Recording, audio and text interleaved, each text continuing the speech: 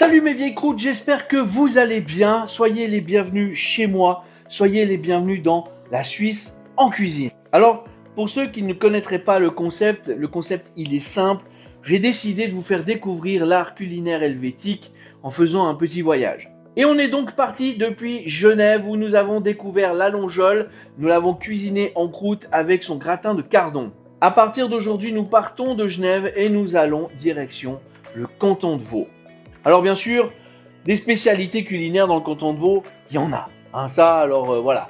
Mais aujourd'hui, je vais m'attaquer au monument du canton de Vaud. J'ai nommé le papé vaudois. Alors bien sûr, comme vous le savez, je ne suis pas vaudois. Donc je me vois mal vous expliquer l'origine, l'histoire et tout ça du papé vaudois et du canton de Vaud. Donc je vais laisser la parole à mon ami dans cette voix off. A tout de suite. Oh, mais c'est pas possible des choses pareilles. Ah ouais, c'est bon, j'y vais. Non, mais j'entends, j'y vais, c'est bon. Salut tout le monde, je me présente, je m'appelle Bernard Cholet à Bottin.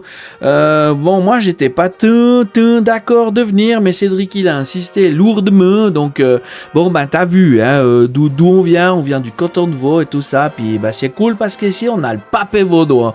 Bon, rien à voir avec lui, hein, lui, c'est Kylian Mbappé. Pas Mbappé, hein, mais bon, Cédric, il trouvait ça drôle comme blague et puis il s'est dit, je la fais. Bon, je t'explique. Parmi toutes les spécialités culinaires vaudoises, la plus fameuse est sans nul doute le papé vaudois. Il est fait de quoi? Eh bien, dedans, il y a une saucisse au chou, il y a des poireaux et on trouve aussi des patates. Alors, pas les patates de ce type, hein, non, celles-là, moi, je te dis, les patates qui viennent de la terre. Dans les livres d'histoire, on raconte que l'origine de la saucisse au chou remonterait à 879, de Dieu si c'est vieux.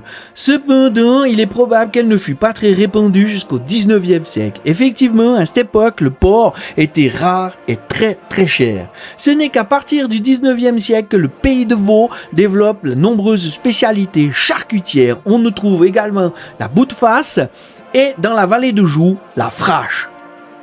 De nos jours, le papé vaudois est consommé de la mi-septembre jusqu'à avril. La saucisse au chou est également au centre des festivités du Nouvel An dans certaines communes, où la jeunesse du village passe de maison en maison pour récolter les saucisses qui seront cuites au petit Nouvel An. Depuis 2009, l'association de la charcuterie vaudoise, plus communément appelée Association vaudoise des maîtres bouchers charcutiers, met à l'honneur le produit en organisant la journée du papé vaudois.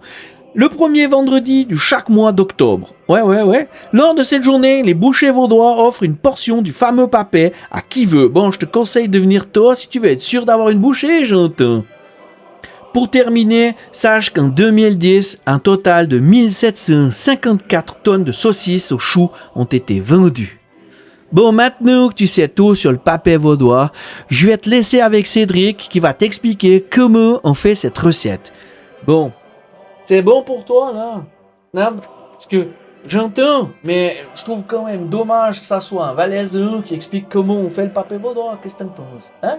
Non, mais reviens, dis-moi. Alors maintenant que vous savez tout sur le papé vaudois, sur son histoire, sur l'histoire du canton de Vaud, on va pouvoir passer directement à la recette. Bien sûr, je vous mets tous les ingrédients, toutes les quantités et tout ce qu'il vous faut dans la description. Je vous rappelle que si vous aimez ce concept de cuisine helvétique, bien sûr, vous pouvez lâcher un pouce bleu, vous pouvez mettre la petite cloche de notification et surtout, partagez un maximum. Je vous rappelle que mon objectif, c'est d'atteindre les 1000 abonnés, voire les 10 000 abonnés d'ici la fin de l'année 2025. Je compte sur vous. Je vais donc t'expliquer les ingrédients dont tu as besoin pour faire un papé vaudois dans les règles de l'art. Donc je récapitule, pour cette recette tu vas avoir besoin de saucisses au chou, 2 pour 5 personnes, et d'un saucisson vaudois. 500 g de pommes de terre que tu vas couper en gros dés. 2 beaux oignons que tu vas bien sûr émincer finement. 2,5 décilitres de vin blanc mélangé à 2,5 décilitres de bouillon. Et bien sûr, la crème fraîche.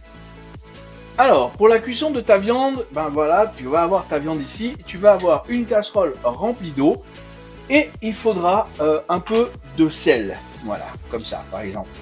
Alors, on va mettre un peu de sel dans la casserole.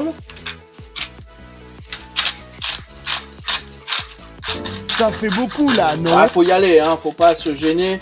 Il y a quand même 3 saucisses à faire cuire. Je pense qu'il faut y aller. Voilà, là on est bien, on est bien. Il y a certaines personnes qui mettent de l'huile encore dans l'eau. Moi, j'en mettrai pas. Pourquoi? Parce qu'avant de mettre la viande à cuire dans l'eau, on va faire des petits trous, soit avec un couteau, soit avec un cure-dent. C'est toi qui vois. On allume la plaque à maximum. Alors attention, j'entends déjà certains qui vont dire « Oh mais non, mais surtout pas, il faut faire à feu, tranquillou, faut pas faire à feu vif. » Oui, il faut pas faire à feu vif, mais l'eau là, elle est pas chaude encore. Donc il faut d'abord la faire chauffer. Donc, on fait des petits trous. Des petits trous, des petits trous, des petits trous de chaque côté de la saucisse. Voilà. Et on la laisse aller dedans. Même chose avec l'autre saucisse au chou. Voilà. Pas se louper, pas se planter dans la main, on la trempe dans l'eau.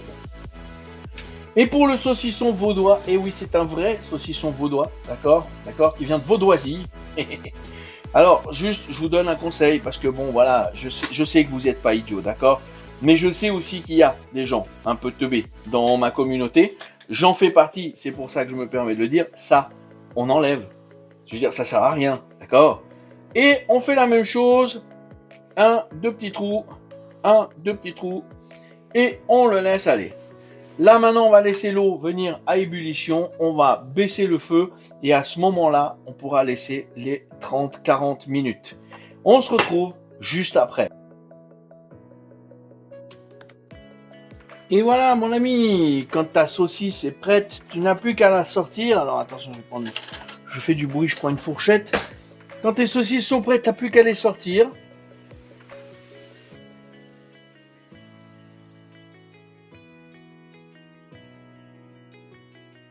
Voilà.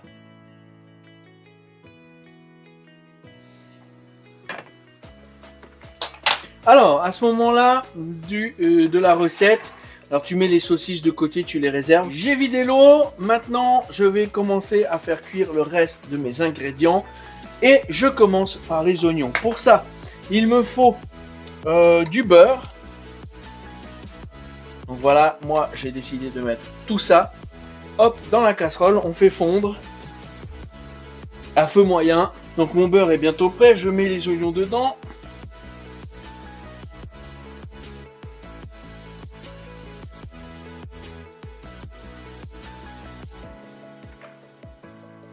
On va préparer tout ça après. Alors, il y a une chose que je dois vous dire.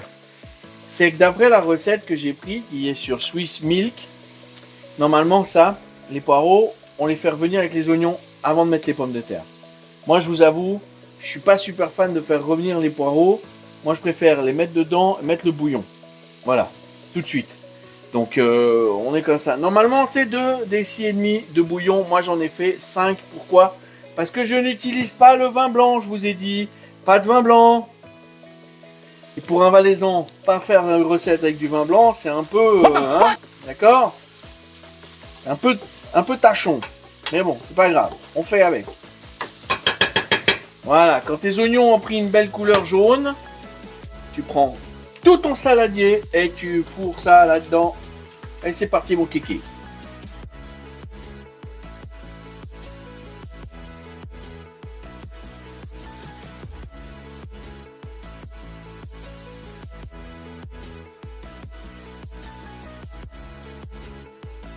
J'ai oublié une chose importante, comme on a déjà mis le bouillon, les pommes de terre et tout, on a tout mis en même temps, il faut mettre 1 décilitre de crème.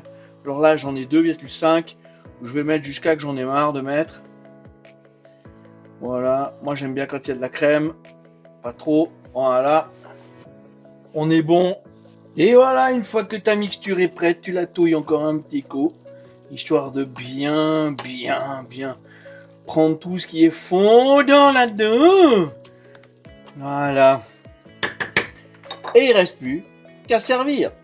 Et voilà mes vieilles croûtes, le papé vaudois est terminé. Alors bon, il y a plusieurs manières de déguster, surtout la saucisse au chou. Alors je vais pas me faire de copains, je le sais. Certains, ils font ça, ils ouvrent la saucisse au chou, ils la vident, la viande. Moi, j'aime bien avec la peau. Voilà, chacun sa manière de manger, chacun ses goûts. Alors mes vieilles croûtes, si le concept vous a plu, vous pouvez lâcher un pouce bleu. Vous pouvez aussi mettre la petite cloche de notification pour ne rien louper des prochains événements, des prochaines vidéos qui vont venir, des nouveaux concepts et tout ça. En attendant, portez-vous bien. Si vous cuisinez, faites-le avec amour. Prenez des gens autour de vous, partagez les repas, c'est le plus important qu'il y a à faire.